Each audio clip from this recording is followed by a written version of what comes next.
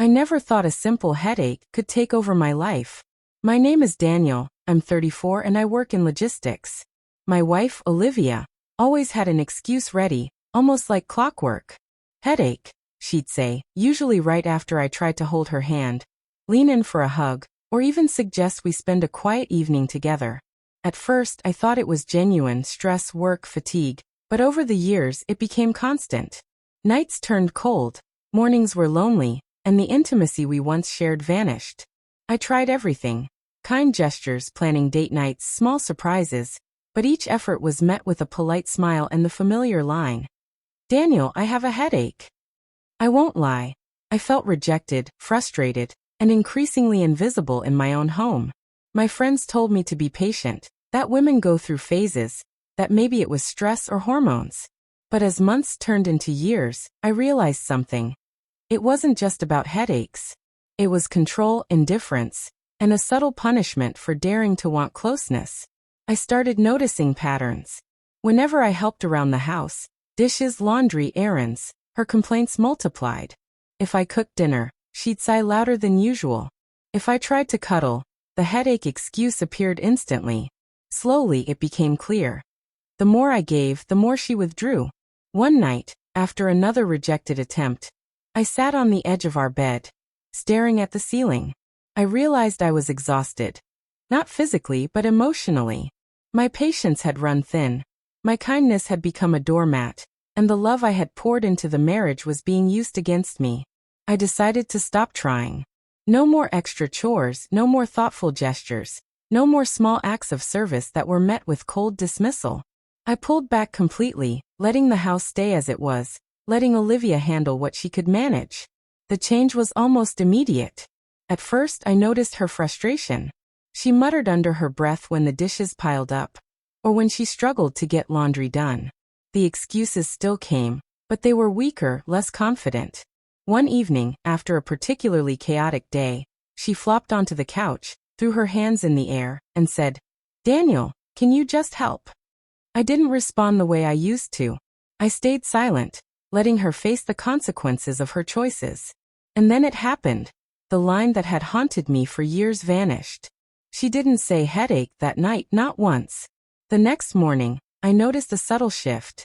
Olivia got up, brewed her own coffee, and actually smiled when she saw me in the kitchen. There was no complaint, no muttered excuse, no feigned fatigue. For the first time in years, I felt seen, not because I was doing more, but because I had stopped doing everything for her. It was as if the act of stepping back had broken some invisible barrier. She was forced to confront her own behavior.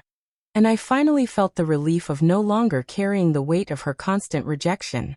Over the next few days, small changes continued. She started taking initiative around the house, and occasionally she even asked for my help. But it was genuine, not demanded or entitled. The tension that had gripped our home for so long seemed to lift, and with it, the dreaded headache vanished entirely. I realized something profound. The headache was never physical. It was a symptom of a pattern, a tool used to manipulate, to control, to push me away emotionally and physically. By stopping my excessive efforts, I reclaimed my boundaries, my energy, and my dignity. Then came the real test, intimacy. One quiet evening, Olivia approached me with an apology that took me by surprise. Her voice was hesitant, vulnerable even. "Daniel, I've been unfair," she said. "I took your efforts for granted, and I pushed you away." I looked at her carefully, feeling a mixture of anger and relief. I didn't respond with immediate warmth or forgiveness. Instead, I stayed calm, listening, letting her acknowledge the damage she had caused. That acknowledgement, that rare moment of accountability, opened the door to something I hadn't felt in a long time: connection. It wasn't instant. The process was slow and cautious. But with each day that passed, the walls between us thinned. We began having conversations that didn't revolve around complaints or excuses. We laughed again, shared small moments of tenderness, and rebuilt trust that had long been eroded by her constant avoidance.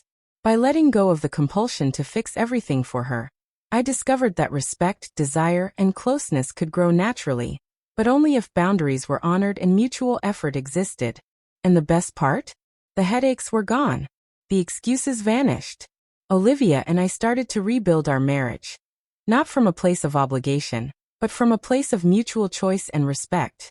For the first time in years, I felt like a partner, not a servant. I had learned that sometimes stepping back is the strongest way to move forward, and that self-respect is the most potent antidote to manipulation. The transformation didn't happen overnight, but the pattern was clear. When I stopped overextending myself, the imbalance in our relationship corrected itself. Olivia began to understand that intimacy and connection are not one-sided. They require effort, presence, and genuine interest from both partners.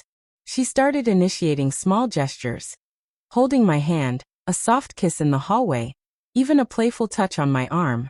Every one of these moments felt earned, real, and significant, unlike the hollow interactions of the past. It was almost surreal to witness the change. The same woman who had used headaches as a shield against closeness was now actively participating in our marriage. The tension, the resentment, the coldness that had filled our home for years slowly dissipated.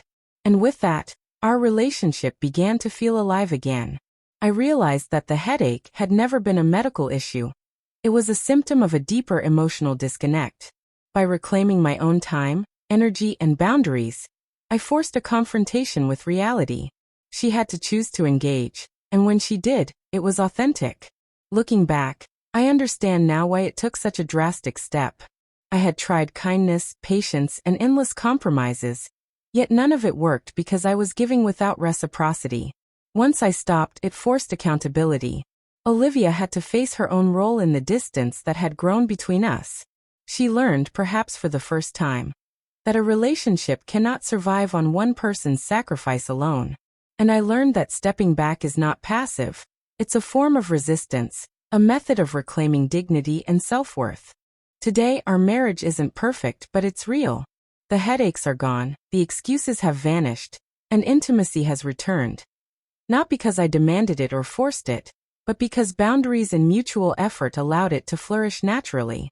I never expected that simply withdrawing from overhelping would have such a profound effect, but the lesson is clear.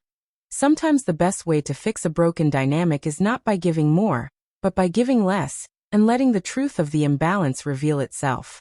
Olivia and I are slowly rebuilding what was lost, and for the first time in years, I feel like a respected, desired, and equal partner in my own marriage. And as I sit here, watching her laugh at something silly on TV, I can't help but smile. The headaches may have disappeared, but the real victory was reclaiming myself, my boundaries, and my happiness. All of which no excuse, manipulation, or pattern of avoidance can ever take away.